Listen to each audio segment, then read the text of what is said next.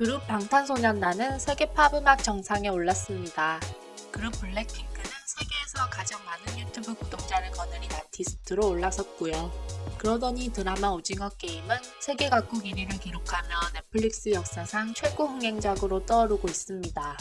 봉준호 감독의 영화 기생충이 아카데미상을 석권하면서 시작된 이 경이로운 K시대의 개막은 지금 어떤 평가를 받고 있을까요?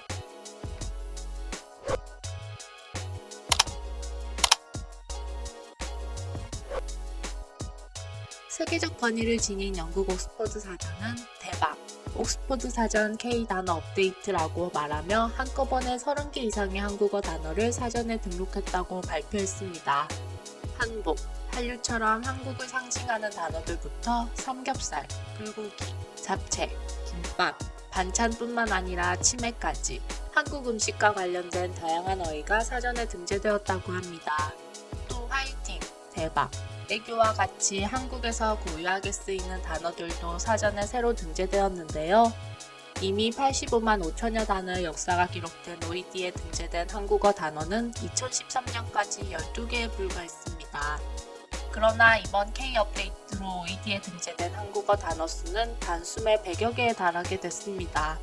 사전 업데이트의 책임자 다니크 살라자르 박사는 한 번에 무려 26개의 새로운 항목이 추가됐다는 것은 한국의 대중문화에 대한 국제적 관심이 그만큼 크게 증가했다는 것을 의미한다고 설명했습니다. 지금 이 순간에도 많은 외국인들이 한국어를 배우기 위해 노력하고 자신도 모르게 한국의 문화에 빠져들기도 합니다. 선진국으로 불릴 만큼 발전한 우리나라의 위상이 얼마나 높아졌고 외국인들의 인식이 어떻게 달라졌는지는 여권을 통해 간접적으로나마 살펴볼 수 있는데요. 여권은 자유로운 이동을 보증해주는 서류인 동시에 국가가 바라지 않는 사람의 출입국을 통제할 수 있는 규제 수단이기도 합니다. 여권을 가진 사람은 국적이 있는 사람이 되는 반면 여권이 없는 사람은 국적 없는 사람이 되죠. 여행 도중 여권을 분실한 사람이 처하는 모든 난관은 이런 사실에서 비롯됩니다. 이런 점에서 여권은 각국의 파워 지수를 나타내기도 합니다. 여권 하나로 드나들 수 있는 나라가 많다는 의미는 그만큼 그 나라의 영향력과 외교력을 해외에서도 공인받았다는 것이죠. 다시 말해 사전에 입국 비자를 받지 않고도 방문할 수 있는 나라나 외국에 도착하자마자 비자를 즉석에서 받을 수 있는 나라를 가장 많이 가진 여권이 영향력 있는 여권임을 의미하며 이것을 여권 파워라고 부르기도 합니다. 영국에 본부를 둔 글로벌 시민권 영주권 자문회사 헨리 & 파트너스가 국제항공운송협회의 최신 여행정보 데이터를 바탕으로 2006년부터 매년 국가별 순위를 매긴 헨리 여권 지수를 발표하고 있는데요.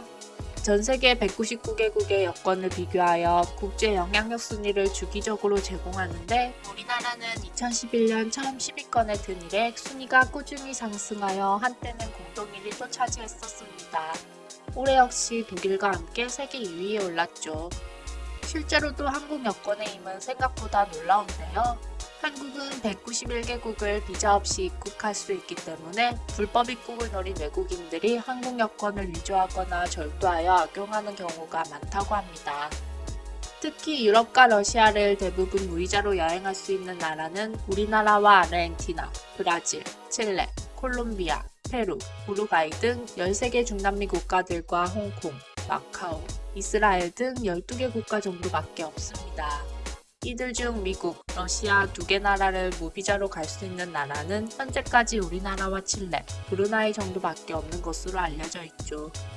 또한 영국 대부분의 공항망과 유로스타 입국 심사대에서 내국인 및 EU 시민들과 더불어 자동 입국 심사대를 통과할 수 있으며 시간대와 비행편에 따라 유럽 내 주요 대도시 공항에서 역시 내국인처럼 자동 출입국 심사대를 이용할 수 있습니다.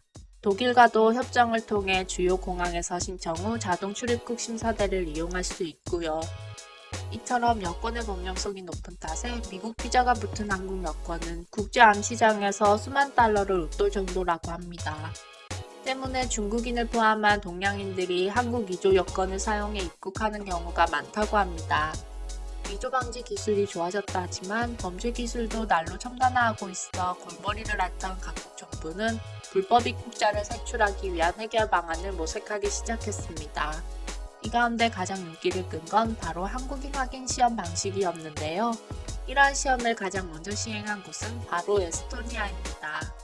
에스토니아는 러시아와 국경을 접하고 있는 데다 러시아 관광지 산트페테르부르크에서 자동차나 기차로 불과 서너 시간이면 도착할 수 있는 곳으로 한국 관광객들이 유럽으로 빠지는 최적의 코스이기도 합니다. 때문에 비교적 유럽 출입국 절차가 간소한 한국 위조 여권을 이용해 유럽으로 밀입국하려는 중국인들이 정말 많았다고 합니다.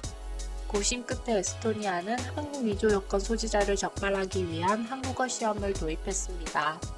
한국 여권 소지자들을 대상으로 시험을 치르게 했는데요.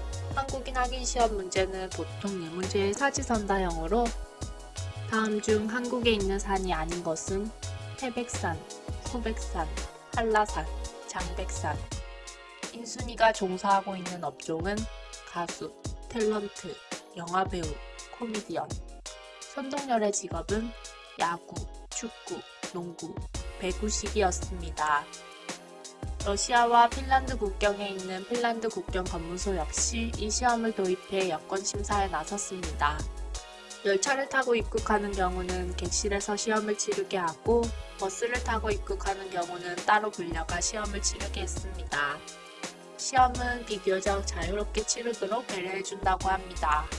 여권만 제시하면 입국이 가능한 것으로 알고 있던 한국 여행객들은 전혀 예상치 못한 분위기에 당황할 수밖에 없었지만 이를 통해 한국 위조 여권 소지자가 많이 적발되었다고 하네요.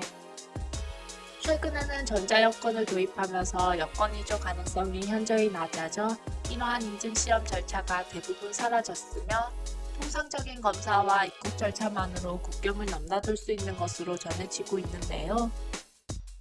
여권으로 확인할 수 있는 우리나라의 국력과 외교력이 세계 상위권에 머무르고 있다는 사실에 자부심이 느껴지는 것 같습니다. 코로나19로 해외여행이 자유롭지 못한 요즘이지만 팬데믹 이후 자유로이 여행할 수 있는 날이 빨리 오기를 기대해 봅니다.